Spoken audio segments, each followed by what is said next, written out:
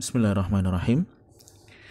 Alhamdulillah wassalatu wassalamu ala Rasulillah wa ala alihi wa sahbihi wa maulah ma ba'du. Setelah membahas 6 jenis marfu'at atau jabatan yang marfu', sekarang kita akan melanjutkan ringkasan materi marfu'atnya.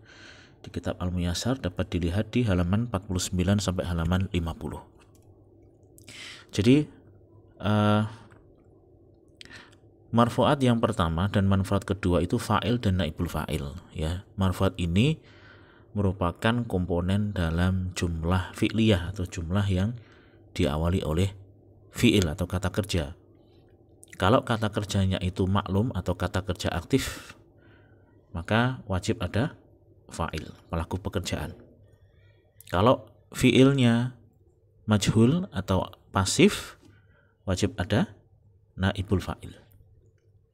Taib ya, fa'il setelah sebelumnya sudah kita kenal isim marfu' yang jatuh setelah fi'il yang maklum dan menunjukkan orang yang melakukan pekerjaan. Bisa berupa isim dhohir, contohnya adalah qala Muhammadun, telah berkata Muhammad. Bisa pula berupa dhamir ya, sa'altu, aku bertanya, jalastu, aku duduk. Jadi intinya fa'il adalah isim marfu' jatuh setelah fi'il yang maklum atau yang aktif dan menunjukkan pelaku pekerjaan dari fi'il tersebut. Marfu'at yang kedua namanya naibul fa'il, pengganti fa'il. Jadi pengganti fa'il itu jatuh setelah fi'il yang majhul atau kata kerja pasif. Begitu kata kerja pasif masuk, ya, fa'il atau pelaku pekerjaan tidak boleh dinampakkan, ya. Yang ada adalah objek yang kemudian diangkat menjadi naibul fa'il. Ini bisa berupa isim dhohir, contohnya su'ila an-nabiyyu, nabi telah ditanya. Ya, an-nabiyyu ini isim marfu' jatuh setelah fi'il yang majhul dan menunjukkan orang yang dikenai pekerjaan, ditanya. Siapa yang menanyakan? Kalau di dalam struktur bahasa Arab, ketika menggunakan kalimat pasif seperti ini tidak perlu dinampakkan, ya. Kemudian bisa berupa dhamir, contohnya umirtu, aku diperintahkan, su'ilta, engkau ditanya. Baik fa'il maupun naibul fa'il merupakan komponen di dalam jumlah fi'liyah. Sekarang kita lanjut ke marfu'at ketiga dan keempat yang ini merupakan penyusun jumlah ismiyah, yaitu mubtada dan khobar, ya. Mubtada itu isim yang diterangkan, sementara khobar adalah isim yang menerangkan atau berisi khobar atau informasi atau berita tentang mubtada. Type mubtada itu ada dua macam, ada yang dhohir, ada pula yang dhamir. Yang dhohir contohnya Ahmadu ustadun, Ahmad seorang ustad, Aliyun ghaniyun, Ali itu kaya. Mana mubtadanya? Ahmad, ini yang diterangkan sama Ali. Keterangannya apa atau khobarnya? Ini seorang ustad. Kalau Ali itu dikhobarkan bahwa dia itu kaya, ya. Yang dikabarkan itulah isim yang dikabarkan, diberikan keterangan, itu yang merupakan mubtada dan ini berupa isim dhohir, kata nama orang. Bisa pula berupa dhamir, kata ganti, huwa maridun, dia sakit. Anta muslimun, engkau seorang muslim. Huwa dan anta adalah contoh mubtada yang dhamir. Kemudian khobar atau kata yang menerangkan ini bisa berupa khobar mufrad, ya. Maksudnya mufrad di sini kita ingat kembali bukan merupakan lawan dari musanna dan jamak, tetapi mufrad ini satu kata saja. Contohnya al-waladu mujtahidun, anak itu sungguh-sungguh, ya. Jenis khobar yang berikutnya namanya ghairu mufrad, berupa susunan bukan kata tunggal. Dan ghairu mufrad ini ada 4 macam, ya. Ada jumlah ismiyah, ya, terdiri dari mubtada khobar. Contohnya Aliyun abuhu ghaniyun, Ali itu bapaknya kaya, ya. Mubtadanya mana? Ali. Ini yang kata yang diterangkan. Keterangannya apa? Abuhu ghaniyun, bapaknya kaya. Jadi keterangannya itu panjang. Dan keterangan yang panjang ini, khobar yang panjang ini ternyata bisa dipreteli atau dianalisis lagi lebih jauh menjadi mubtada dan khobar juga. Abuhu ghaniyun, bapaknya kaya, ya. Kemudian khobar ghairu mufrad yang kedua berupa jumlah fi'liyah, fi'il dan fa'il. Contoh al-marid yat'ufu badanuhu, orang yang sakit itu yat'ufu, melemah, badanuhu, badannya. Ini melemah badannya adalah jumlah fi'liyah yang terdiri dari fi'il yad'ufu, melemah, dan badanuhu sebagai fa'il.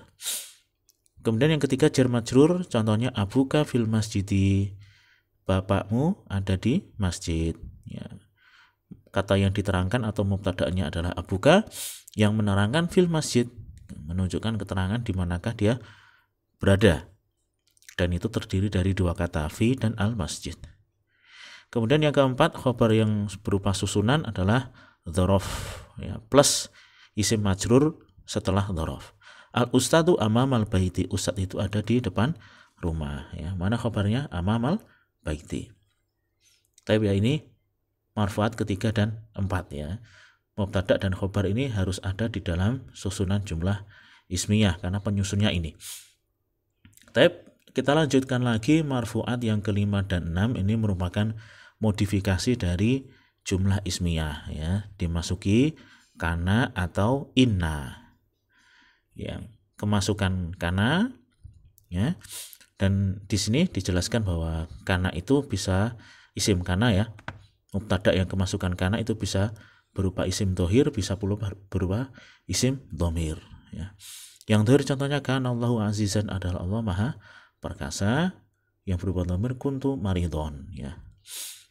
Kita ingat amalnya kana, ya. Jadi kana itu masuk susunan mubtada khobar, kemudian dia merofakkan mubtada, artinya mubtadanya tetap sama aja rofa, tetapi kemudian namanya dirubah menjadi isim kana, ya. Jadi lafzul jalalah Allah adalah isim kana. Dan kemudian amal berikutnya dia menasobkan khobar, dan kemudian disebut sebagai khobar kana. Kemudian yang keenam ada namanya khobar inna, ya. Jabatan rofa yang keenam namanya khobar inna. Nah, khobar inna ini, ya, sebetulnya masih inna dan saudara-saudaranya ini punya amal bagaimana dia menasobkan isim, ya, menasobkan isim dan merofakkan khobar, artinya isimnya yang berubah nanti. Kalau khobarnya tidak berubah. Sedangkan jenis khobar inna ini sebetulnya sama dengan jenis khobar yang ada di mubtada khobar, ya. Contoh yang mufrad yang berupa khobar tunggal, innallaha alimun. Yang berupa khobar ghairu mufrad bisa dibagi menjadi 4 macam, sama dengan pembagian khobarnya mubtada. Kemudian marfuat yang ketujuh, nah ini cuma disinggung sedikit dan insya Allah akan secara lebih detail dibahas di bagian majrurat, ya. Jadi at-tawabi atau pengikut i'rab isim yang lain. Ini ada 4 macam. Yang pertama na'at atau sifat, atof atau disambung, digabung, taukid penegas, badal itu pengganti. Jadi ada 4 jenis marfuat yang merupakan marfuat pengikut i'rab yang lain. Pertama sifat, ya, sifat dari sesuatu dia akan mengikuti i'rab yang disifati. Contoh ja'a al-waladu al-mujtahidu, telah datang seorang anak yang sungguh-sungguh, maka al-waladu di sini itu marfu' sebagai fa'il dari ja'a. Sedangkan al-mujtahid yang merupakan sifat dari al-walad dia ngikut di yang disifati. Karena yang disifati rofa dia pun juga ikut rofa. Ya, sama-sama rofa tetapi sebabnya lain, ya. Di sini sebabnya sebagai pelaku atau fa'il, yang ini sebabnya sebagai sifat. Kemudian yang kedua yang mengikut i'rab isim lain adalah al-adfu, ya, penggabungan. Contohnya ja'a aliyun wa hasanun, telah datang Ali dan Hasan.